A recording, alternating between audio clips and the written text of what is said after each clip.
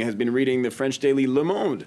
And Kyle, you say that Le Monde has been looking at the massive protests against same-sex marriage. And for those who wonder whether they're really in the minority, that's the people who are protesting against same-sex marriage, correct? That's right. I mean, we've seen them parading in the streets. They seem to be in enormous numbers, certainly outnumbering those who are in support of same-sex marriage in some cases. Certainly recently, they've been out in the streets by their hundreds of thousands. And Le Monde is picking it apart, really, wondering, okay, well, if they are in the minority, why are they so numerous? How do they manage to get so organized? And we're picking apart the numbers, looking at who they are, really. And so in the back pages of Le Monde, we see that, these are people who are largely Catholic, the vast majority of them are, and they're highly organized, so they can manage to get these people out, on a regular basis and in short notice. And the Le Monde also looks at, just how we've come to this state of affairs. Okay, they are in the minority, but it wasn't long ago that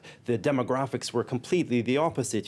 They say back in the 1980s, only about 29% of the population was even in support of the idea of same-sex marriage, and now it's more than double. It's actually 84%, the figure quoted back in 2012. So they're really looking at the numbers as to, on the one hand, it looks like a big deal out on the streets, but demographically, the number has fallen, and it's getting less and less every year. You're right. They're making their voice heard, but they're not actually very representative of the French population. Very strong, very vocal, but still a minority. And you also took an interest in a story about the often discussed moralisation of French politics. How is that going to happen? Yes, well, how is it going to happen indeed? That's the question on many people's lips, and particularly those who are looking at François Hollande. One of his answers to that question is, okay, well, we're going to start with the conflict of interest and try to avoid, he's been working on this for a long time, trying to avoid MPs having these multiple positions, particularly people in the government. And, that is to say, as we were talking about it earlier, doctors, lawyers, normally they move on to politics and they leave their other jobs behind. Well, a lot of people maintain their positions, and it leads to potential conflicts of interest. Libération looks at this new post that was created last year, and it's basically a woman who is going to be this arbiter, or kind of a judge, as to what constitutes a conflict of interest and how best to manage that. Now, the language is a bit soft, and I think this is what Hollande is being criticized for, because he says that, he said last year there will be some jobs that will just be out of the question. We won't allow them to hold such a job and be, in Parliament at the same time. But he didn't specify what those jobs were. So, this is the kind of, it's a mix of high ambition, but, very low on detail. Very low on detail. And from what I understand, the conservative daily Le Figaro is getting ready to mark the government's first year in power. That should be interesting.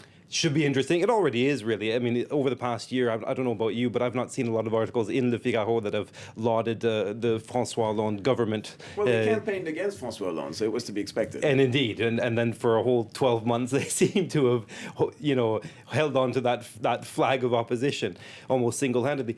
But, they have come up with some new news this time round, yet another poll, and this one reaching yet a new low, 26% support across the population, record low. And Le Figaro was saying even Sarkozy, if were he to run for office right now, he would beat Hollande. So quite astounding. They said, listen, okay, be careful of polls.